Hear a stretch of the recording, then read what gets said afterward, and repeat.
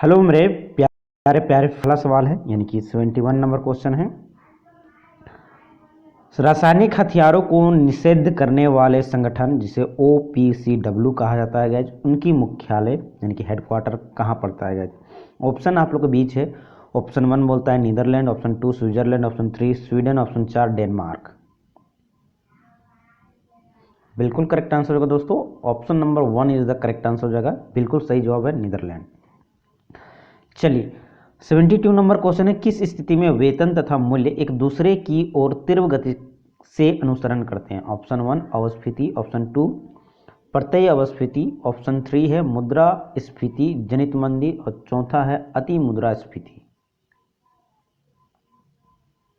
तो बिल्कुल इसका करेक्ट आंसर हो जाएगा option number 4 is the correct answer हो जाएगा, अति मुद्रास्फीति। देखिए हमारे प्यारे प्यारे फ्रेंड्स, जो भी बच्चे रेलवे 2024 की तैयारी कर रहे हैं, इम्पोर्टेंट बनता है जीएस का सेक्शन, क्योंकि इससे टोटल आप लोग को 50 सवाल पूछे जाएंगे। चाहे आप आरपीएफ की तैयारी कर रहे हैं, आरपीएफ कांस्टेबल हो या एसआई की तैयारी कर रहे हैं या ग्रुप डी की तैयारी कर रहे हैं, एनटीपीसी की तैयारी कर रहे हैं, सभी के लिए इम्पोर्टेंट है। ठीक है, सेशन को अंत तक जरूर लगाइएगा, टेस्ट बहुत इंपॉर्टेंट होगा दोस्त। तो चलिए 73 नंबर क्वेश्चन आप लोग के बीच में है। बैंकिंग निम्नलिखित में से किस क्षेत्र के अंतर्गत आती है। ऑप्शन 1 प्राथमिक क्षेत्र, ऑप्शन 2 द्वितीयक क्षेत्र, ऑप्शन 3 तृतीयक क्षेत्र। बिल्कुल करेक्ट आंसर हो जाएगा, option number 3 is the correct answer हो जाएगा, तृतीयक क्षेत्र। चलिए नेक्स्ट क्वेश्चन है, क्वेश्चन नंबर 74 है, निम्नलिखित में से कौन सी अल्पाधिकार की एक सामान्य विशेषता है। ऑप्शन 1 अधिक विक्रेता अधिक क्रेता, ऑप्शन 2 है अल्प विक्रेता अल्प क्रेता, ऑप्शन 3 है अल्प विक्रेता अधिक क्रेता, ऑप्शन 4 है अधिक विक्रेता अल्प क्रेता। इसका बिल्कुल सही जवाब होगा friends, option number 3 is the correct answer होगा, अल्प विक्रेता अधिक क्रेता। ये आपका सही आंसर होगा अल्पाधिकार का। चलिए नेक्स्ट क्वेश्चन है, क्वेश्चन नंबर 75 है आप लोगों के बीच में। पांचवी पंचवर्षीय योजना का मुख्य लक्ष्य क्या था। देखिए रेलवे का अगर आप तैयारी कर रहे हैं तो पंचवर्षीय योजना जितने भी गए टोटल 12 पंचवर्षीय योजना लागू हो चुकी है हमारे भारत देश में। तो सभी को अच्छी तरह से आप उनका जो मेन उद्देश्य था यानी मेन मोटो जो लक्ष्य था उसको जरूर आप लोग याद कर लीजिएगा, यहाँ से सवाल आप लोग का रहेगा। ठीक है ना। चलिए पहला सवाल है आप लोग का, गरीबी उन्मूलन तथा आत्मनिर्भरता की प्राप्ति। ऑप्शन 2 है तीव्र अधिक समावेशी तथा धारणीय विकास, ऑप्शन 3 है समावेशी विकास, ऑप्शन 4 है इनमें से कोई नहीं। तो पांचवी पंचवर्षीय योजना बिल्कुल करेक्ट आंसर हो जाएगा, option number 1 is the correct answer को दोस्तों। ठीक है, option 1 is the correct answer हो जाएगा, गरीबी उन्मूलन तथा आत्मनिर्भरता की प्राप्ति करना, ये पांचवी पंचवर्षीय योजना का यानी 5 ईयर प्लान का जो मेन लक्ष्य रहा। अगला क्वेश्चन है 76 नंबर क्वेश्चन है, खाली जगह शासन का एक रूप है जिसमें जनता शासकों का चुनाव करती है। ऑप्शन 1 निरंकुश, ऑप्शन 2 राजतंत्रवादी, ऑप्शन 3 लोकतंत्रवादी, ऑप्शन 4 है अधिकारवादी। बिल्कुल सही जवाब होगा, option number 3 is the correct answer हो जाएगा, लोकतंत्रवादी। अगले सवाल की ओर बढ़ते हैं, क्वेश्चन नंबर 77 है, भगवान जिन्होंने हमें जीवन दिया उसी समय हम अपने स्वतंत्रता भी दी है, हमें स्वतंत्रता भी दी है, किसने कहा था। ये लाइन जो है गाइस किसने कहा था। फर्स्ट मार्क्स, ऑप्शन 2 प्लेटो, ऑप्शन 3 जेफरसन, ऑप्शन 4 है लॉक। जी बिल्कुल करेक्ट आंसर हो जाएगा फ्रेंड्स, जेफरसन ने। ठीक है, ये जो लाइन बोला गया है वो जेफरसन के द्वारा बोला गया था। अगले क्वेश्चन की ओर बढ़ते हैं फ्रेंड्स, 78 नंबर क्वेश्चन है, पितृ प्रधान समाज से क्या अभिप्राय है। ऑप्शन 1 ऐसी व्यवस्था जिसमें महिलाओं को पुरुषों से अधिक महत्व दिया जाता है, दूसरी ऐसी व्यवस्था जिसमें पुरुषों को महिलाओं से अधिक महत्व दिया जाता है, ऑप्शन 3 है ऐसी व्यवस्था जिसमें पुरुषों तथा महिलाओं दोनों को समान रूप से महत्व दिया जाता है, और चौथी ऑप्शन बोलता है ऐसी व्यवस्था जिसमें बुजुर्गों को अधिक महत्व दिया जाता है। बिल्कुल सही जवाब होगा, option number 2 is the correct answer होगा, पितृ व्यवस्था। ठीक है, पितृ प्रधान समाज का कहने का मतलब है जिसमें पिता की जो है प्रधानता होती है और माता की कम प्रधानता होती है, वही आपका पितृ प्रधान समाज होता है। अगले सवाल की ओर बढ़ते हैं, क्वेश्चन नंबर 79 है, राज्यसभा के सदस्य कितने वर्षों के लिए निर्वाचित होते हैं। बहुत इंपॉर्टेंट सवाल है गाइस रेलवे के लिए। ऑप्शन 1 2 वर्ष के लिए, ऑप्शन 2 है 3 वर्ष के लिए, ऑप्शन 3 है 5 वर्ष के लिए, ऑप्शन 4 है 6 वर्ष के लिए। तो इसका बिल्कुल करेक्ट आंसर हो जाएगा ऑप्शन नंबर 4 यानी कि 6 वर्ष के लिए। ठीक है, लेकिन ध्यान रखिएगा 6 वर्ष के लिए इनका कार्यकाल तो होता है, लेकिन प्रत्येक 2 साल में 1/3 सदस्य क्या होते हैं, निर्वासित हो जाते हैं, याद रखिएगा, है ना, तो राज्यसभा का। चलिए ऑप्शन 80 क्वेश्चन नंबर 80 बोलता है निम्नलिखित में से राष्ट्रपति की कौन सी क्षमादान शक्ति के अंतर्गत दंड की प्रकृति को बिना बदले उसकी अवधि कम कर दी जाती है। ऑप्शन 1 लघुकरण, ऑप्शन 2 परिहार, ऑप्शन 3 स्थगितकरण, ऑप्शन 4 है परविलंबन।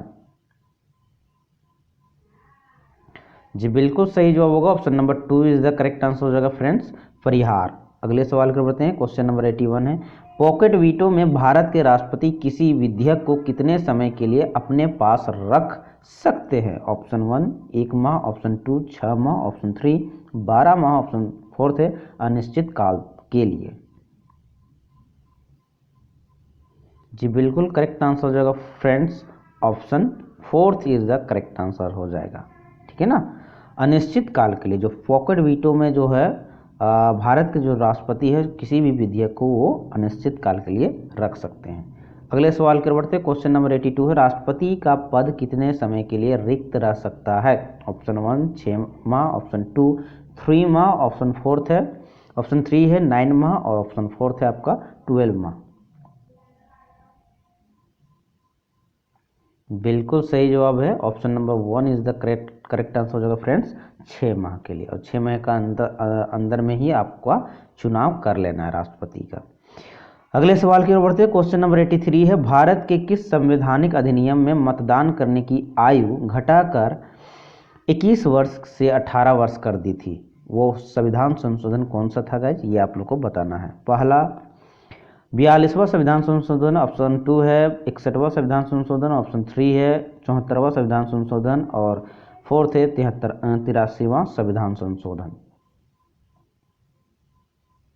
तो इसका बिल्कुल सही जवाब होगा option number 2 is the correct answer हो जाएगा 61वां संशोधन अधिनियम। इसी के तहत आपका जो है जो हमारा वोट देने का अधिकार जो 21 वर्ष था गाइज उसको घटाकर 18 वर्ष कर दिया गया। अगले सवाल की ओर बढ़ते हैं, क्वेश्चन नंबर 84 है किस वर्ष ईस्ट इंडिया कंपनी को पूरी तरह समाप्त कर दिया गया तथा भारत पर ब्रिटिश सरकार का पूर्णतः अधिकार हो गया। बहुत इंपॉर्टेंट सवाल है गाइस। ऑप्शन 1 1838, ऑप्शन 2 1919, ऑप्शन 3 है 1858, ऑप्शन 4 है 1898।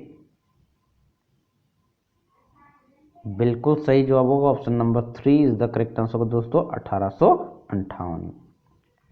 अगले सवाल के बढ़ते हैं, 85 नंबर क्वेश्चन, किस स्थान पर हड़प्पन समय के रथ की एक प्रतिमा प्राप्त हुई है। ये हिस्ट्री का सवाल है और हड़प्पा सभ्यता से। Option 1 Lothal, option 2 Banawali, option 3 है दैमाबाद, ऑप्शन 4 है कालीबंगा। जी बिल्कुल सही जवाब होगा option number 3 is the correct answer होगा फ्रेंड्स, दैमाबाद। चलिए नेक्स्ट क्वेश्चन, क्वेश्चन नंबर 86 है चंपारण से प्रारंभ हुआ प्रथम सत्याग्रह खाली जगह की खेती के विरुद्ध किया गया था। ऑप्शन 1 था कपास, ऑप्शन 2 था नील, ऑप्शन 3 रेशम, ऑप्शन 4 केसर। जी बिल्कुल सही जवाब होगा option number 2 is the correct answer होगा नील की खेती के लिए। और चंपारण बता देगा बिहार स्टेट में पड़ता है। ठीक है, ये बिहार स्टेट में पड़ता है और एक बहुत इंपॉर्टेंट सवाल बनता है क्योंकि प्रथम सत्याग्रह जो किया गया था गांधी जी के द्वारा वो नील की खेती के विरुद्ध था, चंपारण आंदोलन। अगले सवाल की ओर बढ़ते हैं, क्वेश्चन नंबर 87 है विक्रमशिला विश्वविद्यालय का संस्थापक कौन था। अति इंपॉर्टेंट सवाल। First question Vijay Sen, option 2 है अतीसा, ऑप्शन 3 है धर्मपाल, ऑप्शन 4 है बल्लाल सेन। जी बिल्कुल सही जवाब होगा फ्रेंड्स, इसका सही जवाब होगा धर्मपाल के द्वारा। अगले सवाल की ओर बढ़ते हैं, क्वेश्चन नंबर 88 है जब भारत स्वतंत्र हुआ उस समय इंग्लैंड के प्रधानमंत्री कौन थे। Option 1 William Bentinck, option 2 Warren Hasting, option 3 Margaret Thatcher या ऑप्शन 4 क्लेमेंट एटली। ये भी इंपॉर्टेंट सवाल है। जी बिल्कुल करेक्ट आंसर हो जाएगा friends fourth is the correct answer होगा क्लेमेंट एटली थे। और 89 नंबर क्वेश्चन, जो कि किसी भी एग्जाम के लिए ट्रेंडिंग क्वेश्चन है, अभी के दौर में ये ट्रेंडिंग क्वेश्चन है। निम्नलिखित का मिलान करना है, एक तरफ पर्वत है, एक तरफ महाद्वीप दिया गया है, ठीक है। फर्स्ट बोलता है एटना पर्वत किस महाद्वीप में पड़ता है, केटू पर्वत किस महाद्वीप के अंतर्गत आता है, और किलिमंजारो पर्वत किस महाद्वीप के अंतर्गत आता है। ये आप लोग को ऑप्शन मैच करना है गाइस।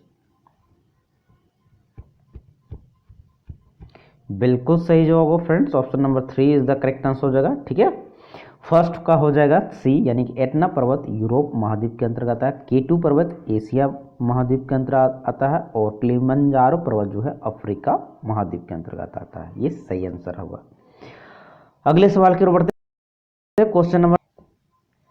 क्वेश्चन नंबर 19 है फ्रेंड्स आप लोग के बीच में। निम्नलिखित में से कौन सी पर्वत श्रृंखला यूरोप तथा एशिया को अलग करती है। बहुत इंपॉर्टेंट सवाल है जी, ये आपका जियोग्राफी का सवाल है। फर्स्ट ऑप्शन होता है रोकीज पर्वत श्रृंखला, ऑप्शन 2 है हिमालय पर्वत श्रृंखला, ऑप्शन 3 है यूराल पर्वत श्रृंखला, ऑप्शन 4 है एप्लीसियन पर्वत श्रृंखला। जिसका बिल्कुल करेक्ट आंसर होगा ऑप्शन नंबर 3 यूराल पर्वत श्रृंखला। चलिए अगले सवाल की ओर बढ़ते हैं।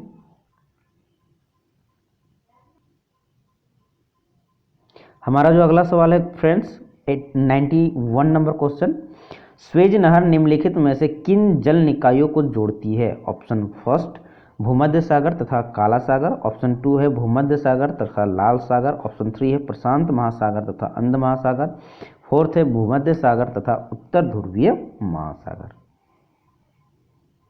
जी बिल्कुल करेक्ट आंसर हो जाएगा option number 2 is the correct answer हो जाएगा फ्रेंड्स, भूमध्य सागर तथा लाल सागर। ये दोनों को आपस में जोड़ने का काम कौन करता है, स्वेज नहर।